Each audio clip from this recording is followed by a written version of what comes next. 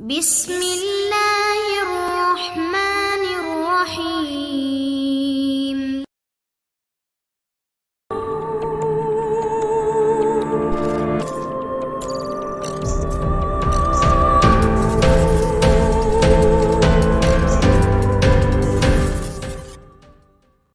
अस्सलाम वालेकुम दोस्तों। इमरान सीरीज़ नावल मुजरिम कौन बाय ज़हीर अहमद। अगर आपने अभी तक हमारे चैनल जासूसी दुनिया को सब्सक्राइब नहीं किया तो सब्सक्राइब करें और बेल आइकन पर क्लिक कीजिए। एक मिनट, चीफ की कॉल है। जूलिया ने अपने साथियों से कहा तो इन सब ने इस बात में सर हिला दिए। Yes chief, Julia speaking. Julia ने सेल फोन का कॉल रिसीविंग बटन पर प्रेस करके इसे कान से लगाते हुए बड़े मौजूदा लहजे में कहा, कहाँ हो तुम इस वक्त? दूसरी तरफ से एक्सटो की मखसूस घबराहट भरी सर्द आवाज़ सुनाई दी। मैं इस वक्त इमरान के फ्लैट में हूँ चीफ, और मेरे साथ तनवीर सफदर और कैप्टन शकील भी हैं। क्या इमरान तुम्हारे साथ है? यस चीफ, वो सामने ही है। जूलिया ने पलटकर इमरान की तरफ देखते हुए कहा, जिसके पास सुलेमान बैठ गया था और वो दोनों मेज पर पड़े हुए सिक्के गिन रहे थे, जैसे सिवाय इस काम के इनके पास और कोई काम ही ना हो। मेरी बात कराओ इससे।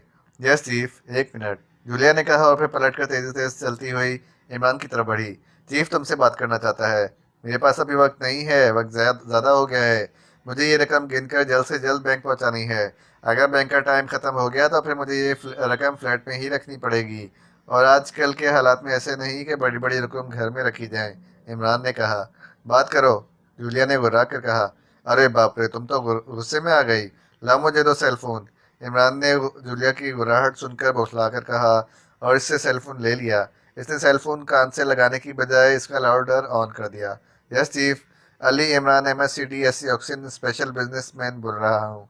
तुम्हारा सेल फोन क्यों ऑफ है? दूसरी तरफ से एक्सटो ने गुर्रा कर कहा। वो चीफ, इसकी बैटरी डाउन हो गई थी, और आपके मुल्क में होने वाली लोड शेडिंग के बहरान का तो इल्म है ही। लाइट ही नहीं हो तो फिर बैटरियाँ चार्ज कैसे हो सकती हैं? तुम्हारा स्पेशल नंबर भी बंद है। इसका मैंने बिल पे नहीं किया था, इसलिए शायद कनेक्शन काट दिया गया है। और वॉच ट्रांसमीटर, क्या इसका भी बिल पे नहीं किया है तुमने? एक्सटो ने घुरा कर कहा। Oh no chief, watch transmitter को मैं कहीं रख कर भूल गया हूँ। सारा घर छान मारा है लेकिन न जाने कहाँ चला गया है। वापस आता है तो मैं आपकी तरफ से इसकी कान पकड़ लूँगा। अरे है वो मैं वो इमरान अपनी जोक में कहता चला गया, और फिर जैसे ही इसे एहसास हुआ कि वो कोई उलट बात कर गया है तो इसने वो मैं करनी शुरू कर दी। सर सुल्तान कब से तुमसे रब्ता करने की कोशिश कर रहे हैं? एक्सटो ने कहा। सर सुल्तान? क्यों, क्या वो मुझसे कर्ज लेना चाहते हैं? वो इस वक्त सेक्रेटरी दाखिला सर कासिम जलाल के घर में हैं। सर कासिम जलाल किसी मुश्किल में हैं। सर सुल्तान चाहते हैं कि तुम इनके पास पहुंच जाओ फौरन। लेकिन चीफ, मेरी तो अभी शादी ही नहीं हुई, फिर मैं रन लेकर सर सुल्तान के पास कैसे जा सकता हूँ, और वो भी चार चार रने लेकर। चार चार रने क्या मतलब है तुम्हारा? आपने कहा है ना फौरन। फौर का मतलब होता है चार, और पंजाबी जबान में बीवी को रन कहा जाता है। मुझे तो अभी तक एक भी नहीं मिली है और आप चार चार का कह रहे हैं? इमरान ने कहा तो इसकी बात सुनकर जूलिया और इसके साथी बेख्तियार मुस्कुरा दिए। ये वाकई इमरान का ये हौसला था कि वो चीफ से इस अंदाज में बात कर लेता था, वरना इन सब की तो ये हालत थी कि चीफ की आवाज़ सुनते ही इन पर कपकपी तारी हो जाती थी। शट अप यू नॉनसेंस, जाओ जल्दी, वो तुम्हारा इंतज़ार कर रहे हैं। और जूलिया और इसके साथियों को भी अपने साथ ले जाओ, हो सकता है कि तुम्हें वहाँ इनकी भी ज़रूरत पड़ जाए। एक्सो ने इमरान की बातें सुनकर गुस्सीले लहजे में कहा। यस चीफ, मैं अभी जाता हूँ। आप प्लीज़ मुझसे गुस्से में बात ना करें। आपका वसीला लहजा सुनकर मेरी पतलून गीली हो जाती है। इमरान ने बड़े सहमे हुए लहजे में कहा, और इसकी बात सुनकर मेम्बरान ने बड़ी मुश्किलों से अपने हलकों से निकलने वाले कहकहों को रोका था। हमाकतें छोड़ो और जल्द से जल्द सर सुल्तान के पास पहुंचो, एक्सो ने कहा, और साथ ही इसने रब्ता ख़त्म कर दिया। चीफ को रब्ता ख़त्म करते देखकर इमरान ने बुरे बुरे मुंह बनाना शुरू कर दिए। बहुत जल्दी भाग गया है चूहा, मेरे वरना मेरा तो इसकी विराट भरी आवाज़ सुनकर अब तक जितनी पतलूनें गिली हुई थी इनका हिसाब लेने का प्रोग्राम था। इमरान ने मुंह बनाते हुए कहा। हाँ इमरान साहब, आपका सेल फोन और स्पेशल नंबर समेत वॉच ट्रांसमीटर भी ऑफ था, ऐसा क्यों? खास बिजनेस के सिलसिले में इन चीज़ों से दूर रहना पड़ता है प्यारे। अगर किसी को पता चल जाए कि मेरे पास सेल फोन भी है, घर पर भी फ़ोन लगा हुआ है और मेरी कलाई पर वॉच ट्रांसमीटर जैसी जदीद सहूलत भी मौजूद है, तो फिर भला मुझे कौन कुछ देगा? बेगर्स बिजनेस करने के लिए तो गंदे से गंदा और बुरे से बुरा और बेहालों जैसा रूप धारना पड़ता है। जिस्म से पसीने की बू आए तो लोग अपनी जान जल्द से जल्द छुड़ाने के लिए कुछ ना कुछ जरूर दे सकते हैं। और मैंने तुम्हें बताया है ना कि मैं तो इस वक्त तक किसी का पीछा नहीं नहीं छोड़ता जब तक कि वो अपनी जेब ढीली ना कर दे। इमरान ने कहा तो वो सब एक तवील सांस लेकर रह गए। हमारा तफरीह वाला प्रोग्राम तो लगता है ख़त्म हो गया है। चीफ ने हुक्म दिया है हम इमरान के साथ सेक्रेटरी दाखिला की रिहाइशगाह में जाएं, जो किसी मुश्किल में है। अब न जाने वो किस मुश्किल में मुब्तला है, कहीं कोई नया केस ही ना शुरू हो जाए। अगर ऐसा हुआ तो हम इस केस में ही उलझ कर रह जाएंगे और तफरीह का ख्याल जहन से निकालना ही पड़ेगा। जूलिया ने एक तवील सांस लेते हुए कहा। जाहिर है चीफ का हुक्म है, जैसे जिसे टाला तो नहीं जा सकता, सफदर ने कहा। अब तो महमकों की तरह दीदे फाड़ फाड़ के मेरी तरफ क्या देख रहे हो? उठो और जाकर नहा धोकर नया लिबास पहन कर आओ और चलो सर सुल्तान के पास, जो तुम्हारा इंतजार कर रहे हैं। जूलिया ने इमरान की तरफ देखते हुए गुस्सीले लहजे में कहा, जो वाकई दीदे फाड़ फाड़ कर एसी की तरफ देख रहा था। नहाने और लिबास बदलने की क्या जरूरत है स्वीटहार्ट, मैं इसी तरह चलता हूँ ना तुम्हारे साथ। इमरान ने दांत निकाल कर कहा। इमरान प्लीज बोर मत करो और जाकर सलीके का लिबास पहन कर आओ। सलीके का लिबास तो दूल्हा का होता है, कहो तो वही पहनाऊं? इमरान ने बड़े राजदाराना लहजे में कहा। प्लीज इमरान प्लीज, जूलिया ने जैसे जिद चाहते हुए कहा। अच्छा तुम इतना प्लीज प्लीज कर रही अच्छा तुम इतना प्लीज प्लीज कर ही रही हो तो मैं तुम्हारी बात मान लेता हूँ। वैसे भी कहते हैं कि होने वाली जोरू की हर बात मान लेनी चाहिए, इमरान ने कहा और फौरन उठकर खड़ा हो गया। एक मिनट जाने से पहले ये तो बता दें कि आपने इतने सारे सिक्के और मुड़े तोड़े नोट कहाँ से इकट्ठे किए हैं। मैं ये बात मरकर भी नहीं मान सकता कि आपने भीख मांगनी शुरू कर दी है। किसी को बताओगे तो नहीं? क्या? सफदर ने पूछा। यही कि मैंने ये लिबास कहाँ से लिया है और 5-5 के सिक्के और 10-10 के मुड़े तोड़े नोट कहाँ से हासिल किए हैं। इमरान ने कहा। ओके मैं किसी को नहीं बताऊंगा। मैंने गिराज से ये पुराना लिबास उठाया था और फिर करीबी बैंक लूटने चला गया था। अब ये मेरी बदकिस्मती ही थी कि कंगाल बैंक था कि वहाँ से यही कुछ मिला था जो मैं अपनी जेबों में भर कर ले आया था। इमरान ने कहा तो सफदर एक तवील सांस लेकर रह गया। इमरान मुड़ा और तेज तेज चलता हुआ वॉशरूम की तरफ बढ़ता चला गया। सैर करके वापस आने वाले से फ्लैट की इमारत के बाहर इन चारों की कारें दिखाई दिखाई दी थी, तो इमरान समझ गया कि ये चारों इसके फ्लैट में हैं। इसने अपनी कार गैराज में खड़ी की और वहाँ मौजूद बॉक्स में रखा हुआ फटा पुराना लिबास निकाल कर पहन लिया। इस लिबास की जेब में इसने पहले से ही सिक्के और मुड़े तुड़े 10-10 रुपए वाले नोट भरे हुए थे। फिर वह अपने साथियों से शरारत करने के लिए भिखारियों के अंदाज में फ्लैट में आ गया था। ये बात जूलिया और इसके साथी भी समझ सकते थे कि इमरान ने ये सब कुछ इन्हें दिखाने और इन्हें अहमक बनाने के लिए किया था। लेकिन इमरान को इस तरह भिखारियों के होलियों में देखकर जूलिया को बेहद खौफ हुई थी और वो अभी तक बुरे बुरे मुंह बना रही थी, जैसे उसने कौनैन की गोलियों से भरी पूरी डब्बिया मुंह में डालकर चबानी शुरू कर दी हो। सर कासिम जलाल की रिहाइशगाह के गिर्द जबरदस्त सिक्योरिटी मौजूद थी। हर तरफ मुसल्लह अफराद दिखाई दे रहे थे, जिन्होंने सर कासिम जलाल की रिहाइशगाह को चारों तरफ से घेर रखा था। सर कासिम जलाल ने सीगाल को चैलेंज तो कर दिया था और इन्होंने अपनी हिफाजत के लिए ज़बरदस्त इंतजाम भी करा लिए थे, लेकिन इसके बावजूद इनकी बेचैनी किसी भी तरह कम होने का नाम नहीं ले रही थी। इन्होंने सर सुल्तान को अपने पास रोक लिया था। सर सुल्तान के कहने पर सुपर फयाज, जो इंटेलिजेंस ब्यूरो का चीफ और कायम मकाम बना हुआ था, सर सुल्तान सर कासिम जलाल की हिफाजत के लिए अपने साथ मुसल्लह अफराद की बड़ी फौज ले आया था। ये वही अफराद थे जो सुपर फयाज के कहने पर सर कासिम जलाल की रहजगाह के चारों तरफ फैल गए थे। सर सुल्तान की तरह सुपर फयाज भी वहाँ मौजूद था और चूंकि वो कायम मकाम डायरेक्टर जनरल था, इसलिए इसकी गर्दन यूँ अकड़ी हुई थी जैसे किसी ने इसकी गर्दन में सरिया फिक्स कर दिया हो। इसका सीना भी कई इंच फुला हुआ था और वो खुद को हकीकत में सेंट्रल इंटेलिजेंस का डायरेक्टर जनरल समझना शुरू हो गया था। इसलिए इसके बोलने का अंदाज और इसके चेहरे के तासुरात बदले हुए थे। वो अकड़े हुए अंदाज में और चीख चीख कर अपने साथ आने वालों पर बरस रहा था और इन्हें सख्ती से हुक्म दे रहा था कि वो सर कासिम जलाल की रहजगाह को इस हद तक सिक्योर करें कि वहाँ चिड़िया का एक बच्चा भी इनकी नज़रों में आए बगैर दाखिल न हो सके। सर सुल्तान इस वक्त सर कासिम जलाल के साथ एक कमरे में बैठे हुए थे और सर कासिम जलाल दोनों हाथ पुश्त पर बांधे इंतहाई बेचैनी और परेशानी के आलम में इधर उधर टहल रहे थे। टहलते टहलते वो बार बार दीवार गिर क्लॉक की तरफ देख रहे थे, जैसे वो जल्द से जल्द 24 घंटे गुजरने का इंतजार कर रहे हों। लेकिन वक्त जैसे थम सा गया था। रिहाइशगाह के बाहर होने वाला मामूली सा खटका सुनकर भी सर कासिम जलाल सहम जाते थे और वो खौफ भरी नजरों से सर सुल्तान की तरफ देखने लगते थे। सर सुल्तान ने इन्हें बेहद तसल्ली दी थी और इनसे कहा था कि वो इनके साथ ही हैं और सुपर फयाज ने इनकी रिहाइशगाह के बाहर हर तरह टाइट सिक्योरिटी लगा दी है। इस कदर टाइट और फुल प्रूफ सिक्योरिटी में सीगाल तो क्या, वाकई चिड़िया का एक बच्चा भी वहां नहीं पहुंच सकता था। सर सुल्तान के तसल्ली देने पर कुछ देर के लिए सर कासिम जलाल नॉर्मल हो जाते थे, लेकिन फिर न जाने वो क्या सोचते कि इनके चेहरे पर फिर वहम और खौफ के बादल मंडलाना शुरू हो जाते थे। सर सुल्तान इनकी हालत देख देख कर खुद भी परेशान हो रहे थे। वो जानते थे कि सर कासिम जलाल वैसे ही ब्लड प्रेशर के मरीज हैं। अगर इनकी परेशानी का यही आलम रहा तो कहीं इनका ब्लड प्रेशर बढ़ ही ना जाए और ब्लड प्रेशर का बढ़ना इनकी सेहत के लिए नुकसान का बायस बन सकता था। वो सर कासिम जलाल को समझा समझा कर थक गए थे, लेकिन सर कासिम जलाल की परेशानी किसी तरह से ख़त्म होने का नाम ही नहीं ले रही थी।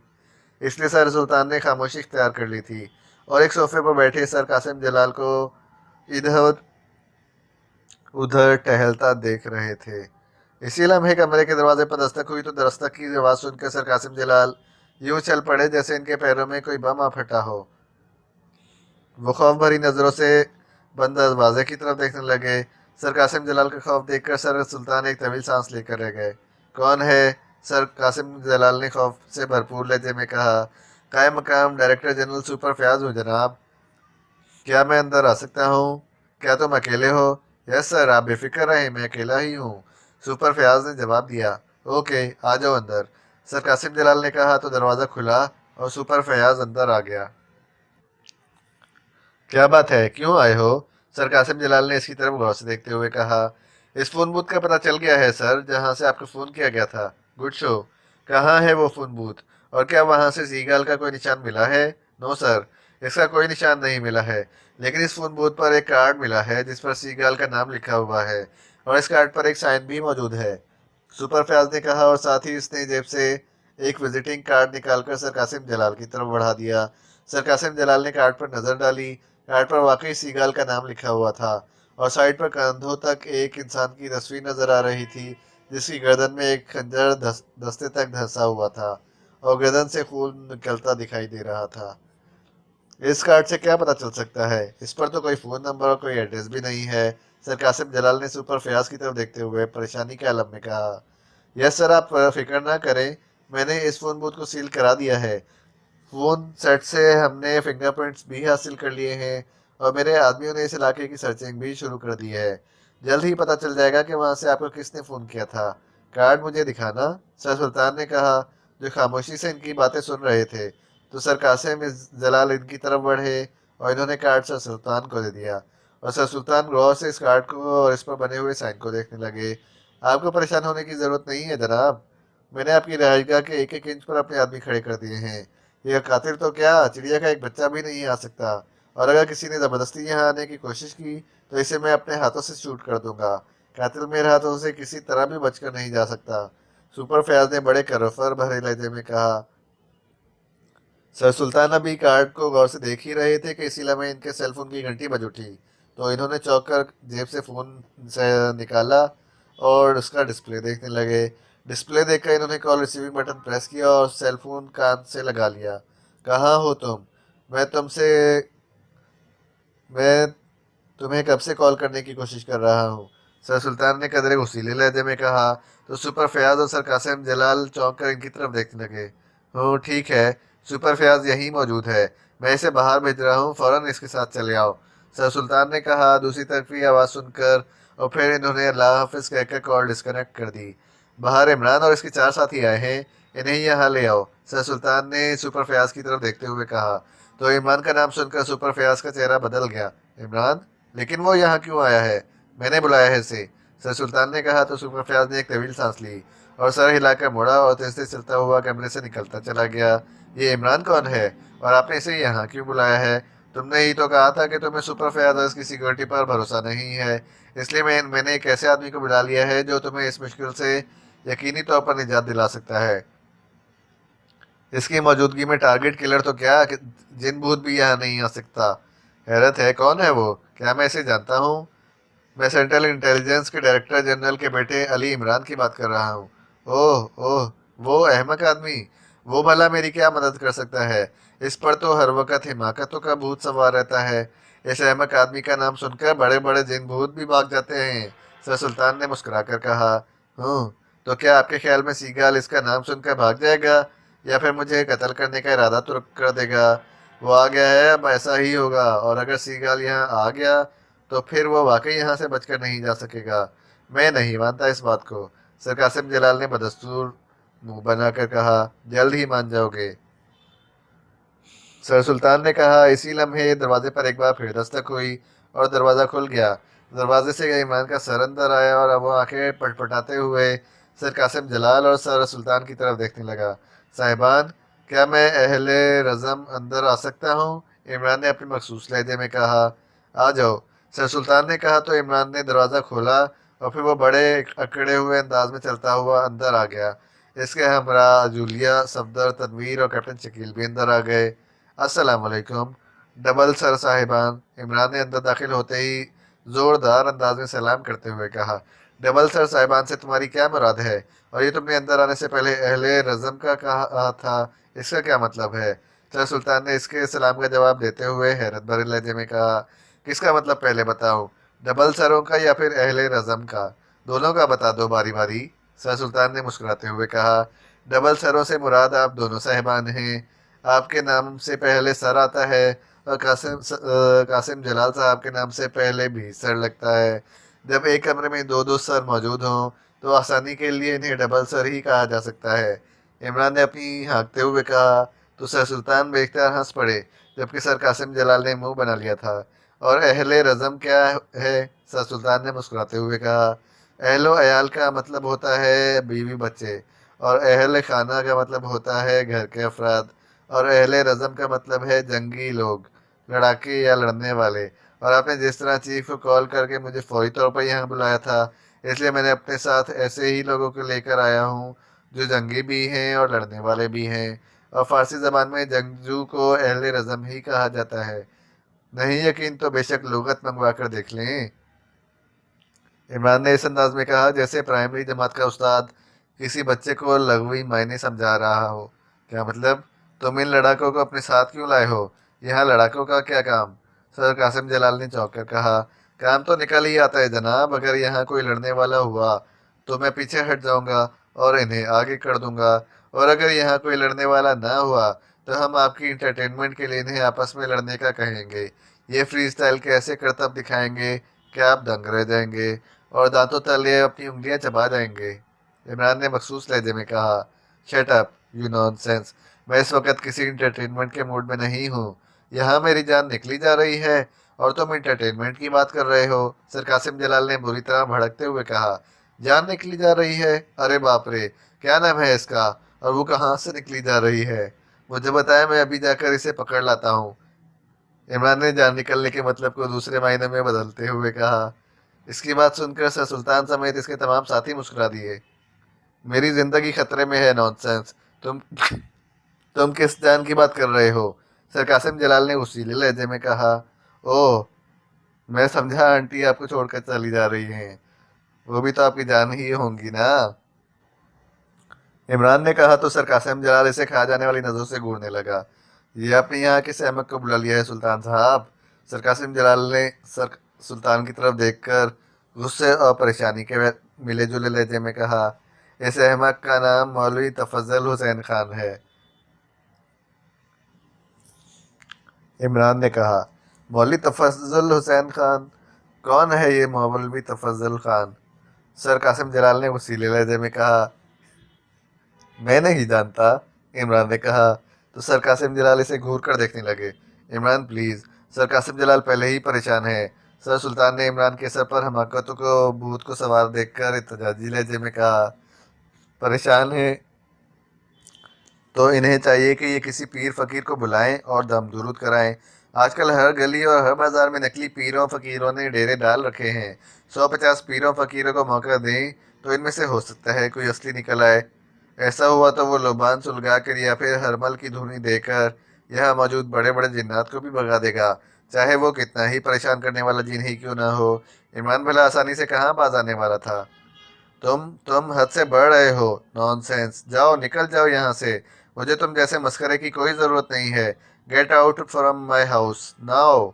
सर कासिम जलाल ने बुरी तरह से गरजते हुए कहा। सॉरी जनाब, मेरी अंग्रेज़ी थोड़ी सी कमज़ोर है। आपने जो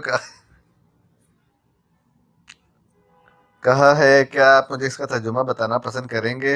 इमरान ने इसी अंदाज में कहा तो सर कासिम जलाल गुर्रा कर रह गया। सर सुल्तान, प्लीज़ इसे यहाँ से जाने का कहें, मुझे इसकी कोई मदद नहीं चाहिए। मैं इसे अब एक लम्हे के लिए भी बर्दाश्त नहीं कर सकता। प्लीज़ ऐसा ना हो कि मेरे सफ़र का पैमाना लबरेज हो जाए और मैं सीगाल की जगह इसे ही गोली मार दूं। सर कासिम जलाल ने सर सुल्तान की तरफ देखते हुए इंतहाई मिन्नत भरे लहजे में कहा। सीगाल का नाम सुनकर इमरान बुरी तरह से चौंक पड़ा। सीगाल? बैनुल अक़वामी कराए का कातिल जो उजरत पर टारगेट किलिंग करता है? इमरान ने हैरत भरे लहजे में कहा।